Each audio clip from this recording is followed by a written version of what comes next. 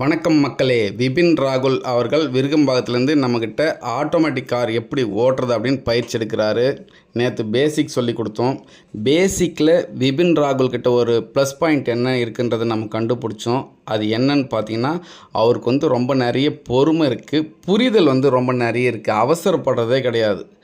Left side ஜட்ஜ்மெண்ட்னா என்ன, right side ஜட்ஜ்மெண்ட்னா என்ன, பிரேக்னா என்ன, ஆக்சிலேட்டர்னா என்ன, ஸ்டேரிங்னா என்ன அப்படின்னு சொல்லிட்டு அவர் கொஷின் மேலே கொஷின் கேட்டு புரிஞ்சு பயப்படாமல் பதட்டப்படாமல் ஓட்டினார்.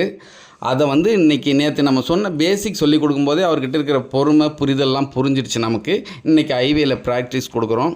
Outer ring road Vandalur to Minjur வரைக்கும் கொண்டு போகிறோம். இதில் பார்த்திங்கன்னா இந்த ரோடு 130 கிலோமீட்டர் வரைக்கும் இருக்குது. Up and down 130. இந்த 130ஐயும் அவர் ஒரு ரவுண்டு வருவார். இந்த ஒரு ரவுண்டு வரும்போது பார்த்திங்கன்னா அவருக்கு ஒரு 3 விஷயம் தெளிவாக புரியும். ஆக்சிலேட்டர்னா என்ன, அதில் பெதர் டச் ஆக்சிலேட்டர்னா என்ன, பிரேக்னா என்ன, அதை எப்படி ஸ்மூத்தாக பிடிக்கிறது, ஸ்டேரிங்னா என்ன, அது எப்படி நம்ம கண்ட்ரோலுக்கு கொண்டாடுறது. கார் ஸ்டேரிங் கண்ட்ரோல் பார்த்திங்கன்னா 20 கிலோமீட்டர் ஸ்பீடில் போகும்போது நம்ம கண்ட்ரோலில் இருக்கிற மாதிரியே தெரியும். 40 கிலோமீட்டர் ஸ்பீடில் போகும்போது கார் லெஃப்ட் ரைட் இழுத்துக்கிட்டே போகும். அதை அவர் சரி பண்ணுவார். இன்றைக்கி கிட்டத்தட்ட ஒரு 130 கிலோமீட்டர் வரைக்கும் ஓட்டுவார். 80, 90, 100 கிலோமீட்டர் ஸ்பீடு வரைக்கும் ஓட்டுவார்.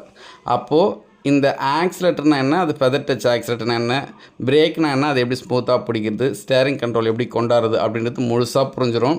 ஏன்னா இவர் நேற்று பேசிக் செக் பண்ணும்போது பொறுமையும் புரிதலும் நிறைய இருந்ததுனால இன்றைக்கி இவருடைய ரிசல்ட் சூப்பராக இருக்குன்றது நம்ம நம்பிக்கை.